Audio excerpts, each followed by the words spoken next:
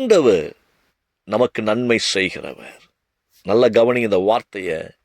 ஏசாயா 32:16 இந்த வசனம் என்ன ஆண்டவருடைய வார்த்தை வெளிப்படுது அப்படின்னா, வனாந்தரத்திலே நியாயம் வாசமாயிருக்கும். ரொம்ப அழகான வார்த்தைங்க. வனாந்தரத்திலே நியாயமானது வாசமாயிருக்கும், செழிப்பான வயல்வெளியிலே நீதி தங்கி இருக்கும் என்று சொல்லி ஆண்டவர் சொல்லுகிறார். நீதியானது பாலை நிலத்தில் குடிகொண்டிருக்கும், நேர்மை வளமான வயல்களில் வாழ்ந்து கொண்டிருக்கும் என்று சொல்லி தேவ சத்தம் நமக்கு வந்திருக்கிறது. வனாந்தரமான பாதையில தாங்க ஆண்டோடைய வார்த்தை சொல்லுகிறது, நியாயம் வாசமாய் இருக்கும் என்று சொல்லி. நீங்க நினைக்கிறீங்க நியாயம் செய்வதற்கு ஒருவரும் இல்லை என்று சொல்லி. உண்மைதான். நிறைய நீங்க பாடுகளோடு கூட இருக்கும் பொழுது உங்களுக்காக நியாயத்தை பேசுவதற்கு ஜனங்கள் இல்லாமல் இருக்கலாம். இல்ல நீங்க செய்த காரியங்களை அநியாயப்படுத்தும்படியான வார்த்தைகள் எதிராக வந்து கொண்டிருக்கலாம். உங்க பார்வைக்கு நலமானதை செய்திருப்பீங்க. ஆனா நீங்க சந்திக்கின்ற ஜனங்கள் சொல்லுவாங்க, எங்க பேச்ச கேட்டிருக்கலாமே, நீ நல்லா இருந்திருப்பே அப்படின்னு சொல்லுவாங்க. இல்ல எங்கிட்ட வந்து விசாரிச்சியா, நீ விசாரிக்கவே இல்லையே, எங்கிட்ட கேட்டு செஞ்சிருக்கலாம்ல அப்படிம்பாங்க. நம்முடைய வனாந்தரத்துல வரக்கூடிய வார்த்தைகள் எல்லாமே எதிராத்தான் இருக்கும். நீங்க புரிஞ்சு கொள்ள வேண்டிய ஒரு காரியம், நீ கடன்பட்டு போய் இருக்கின்ற பொழுது, கண்ணீரோடு கூட இருக்கின்ற பொழுது உலகம் உன்னை பார்த்து சிரிக்கும்.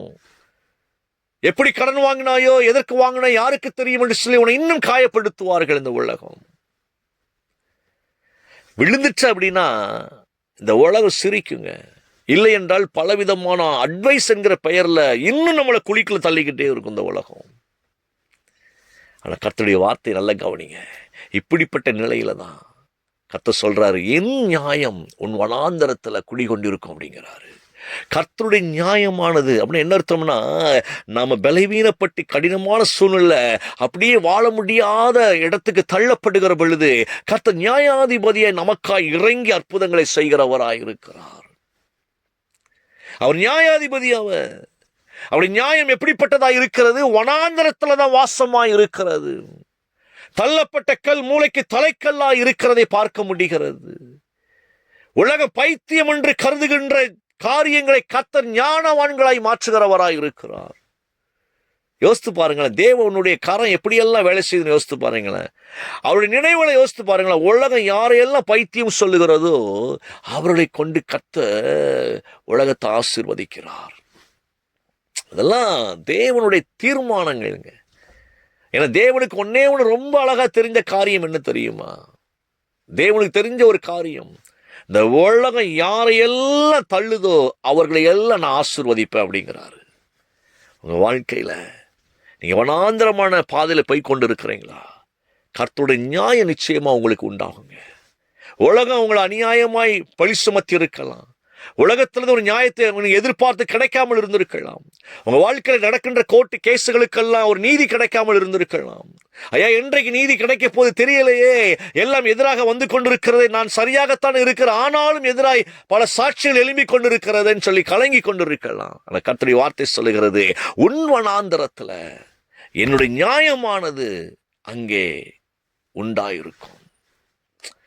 ஏன்னா உலகம் நியாயம் செய்யாதுங்க. உலகம் அவர்களுடைய நல்ல கவனிக்க தேவைகளை மட்டுமே முன்வைத்து ஓடிக்கொண்டிருக்கிறது. ஒரு மனுஷன் அடிபட்டு கிடக்கிறான்.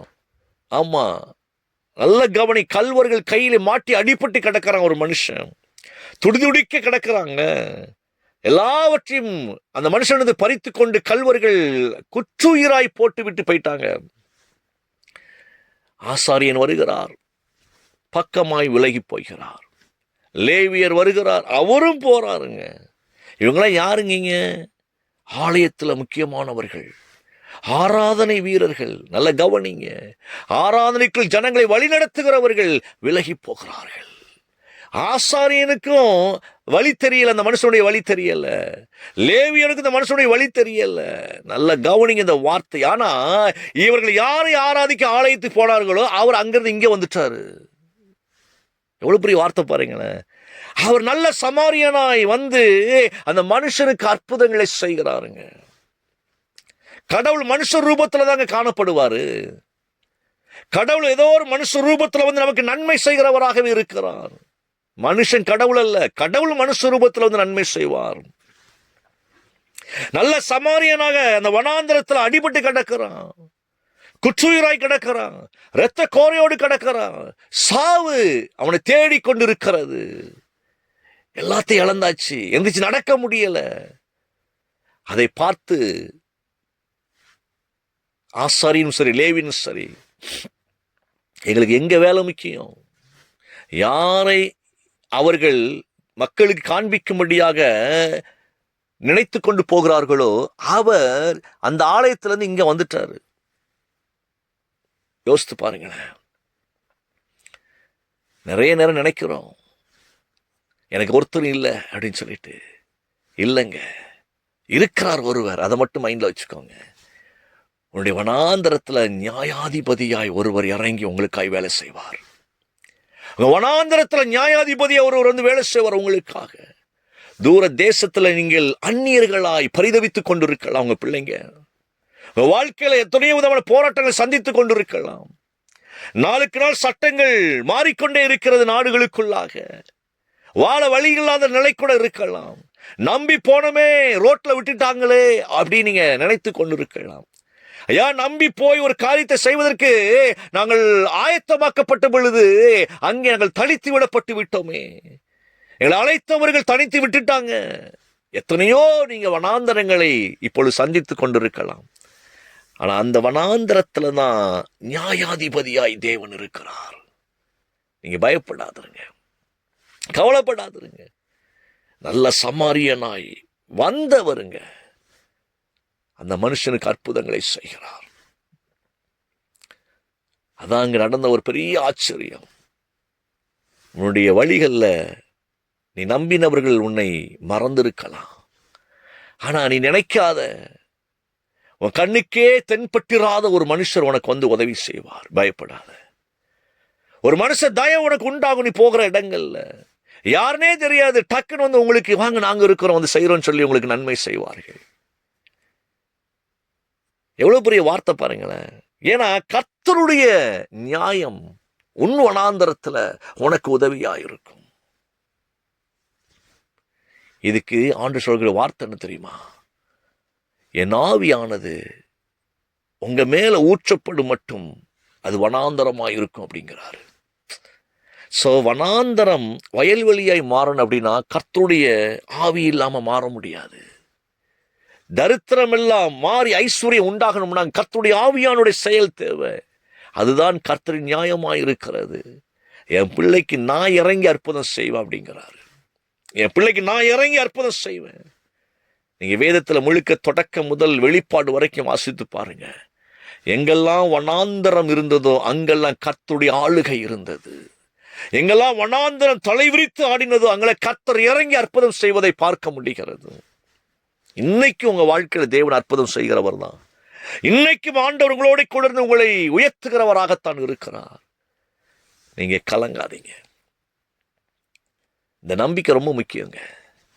வனாந்தரத்துல எந்த நியாயம்? கர்த்தரின் நியாயம்தான். நல்ல கவனி, கர்த்தருடைய நியாயம் வனாந்தரத்துல வாசமா இருக்கும். உலக நியாயம் உங்களிடத்துல வாசமா இருக்காது. உலக நியாயமானது இடத்திற்கு இடம், பணத்திற்கு பணம் மாறுபட்டு கொண்டே இருக்கும். மனுஷனுக்கு ஏற்றாற்போல மாறிக்கொண்டே இருக்கும். ஆனா கர்த்தருடைய நியாயமோ வனாந்தரத்தை செழிக்க பண்ணுகிறதா இருக்கிறது. நீ ஒண்ணுமே இல்லாம இருக்கும் பொழுது தேவன் உனக்கு உதவி செய்கிறவராக இருக்கிறான். நீங்க அதெல்லாம் யோசித்து பாருங்களேன். உங்க வாழ்க்கையில் இன்றைக்கு யோசித்து பாருங்க. எத்தனையோ காரியத்தில் கர்த்தர் உங்களை தப்பு பண்ணி இருக்கிறாரு. எத்தனையோ காரியங்கள் இருந்து ஆண்டவர் நம்மளை தப்பு பண்ணி இருக்கிறாரு. ஐயா, மரித்து போயிருக்க வேண்டும் பிரச்சனை நிமித்தமாய். ஆனா கர்த்தரோ அங்கே இறங்கி நான் இருக்கிறேன் பயப்படாதேன்னு சொல்லி நம்மளை இம்மட்டும் கொண்டு வந்திருக்கிறவர் இனிமேலும் நடத்துகிறவராய் இருக்கிறார். இனிமேல் நடத்துகிறவராய் இருக்கிறார். இனிமேல் நடத்துகிறவராய் இருக்கிறார். ஆண்டு ரொம்ப நல்லவருங்க. உங்கள் வனாந்தரம் வயல்வெளியாய் மாறும்.